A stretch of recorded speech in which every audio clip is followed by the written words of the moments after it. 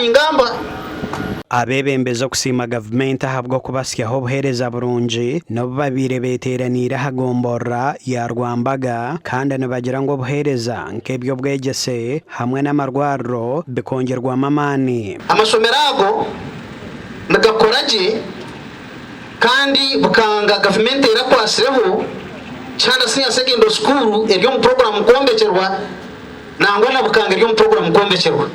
Abahona borekerekwe by'amagara omwishazeri bitirwa hamutindo ngo ahabwo kuba hati bine health center ya Kana, ambulance ibiri, ishemerezo, oburaro bw'abashaho hamwe n'ebindi bingi. Kana nyenda kwanzura ngo abashaho batuyineho bakoraje umurimo gwabo. In fact kitangaraza abantu munonga twenda kusima imicaje wo mwanya uko n'ubwatarya umwami namara godoni. Nangwa na chairman wa management deba ngugwa ya Reverend mwebare. Urukiko ruhingwize ko munyishengero Stephen Kangwaje na mukuru w'entebe ya katano Aaron Torahi kubara abaho batine cyakansa ahabwo kuba tibarukwenda kuferwa bebembeze barungi aba bashyizeho obuheereza obu. Resolution ibarabuzemu bakagera byamwe 2012 nangwa zikabazo saa 8 n'indashika 30 ababira bajya baroho attendance njina haba yo mbanzigana 8 Hagire Aaron Torahi with no compromise.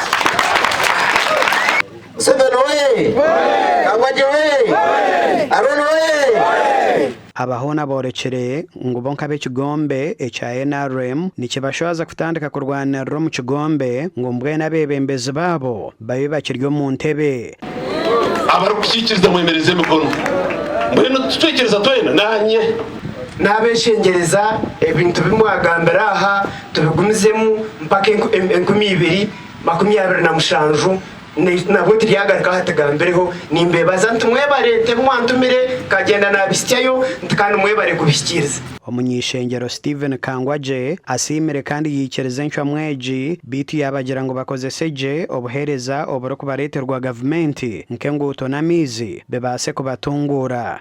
Enguto mwikoze sida bakozesa kandi kero kufata karika ntugire iki tukikora enguto yitaka niteka nangwa rubuko tende cyotereho enzora keragwe nete kwitaka kugera ki hati mwana mwana kutugire tite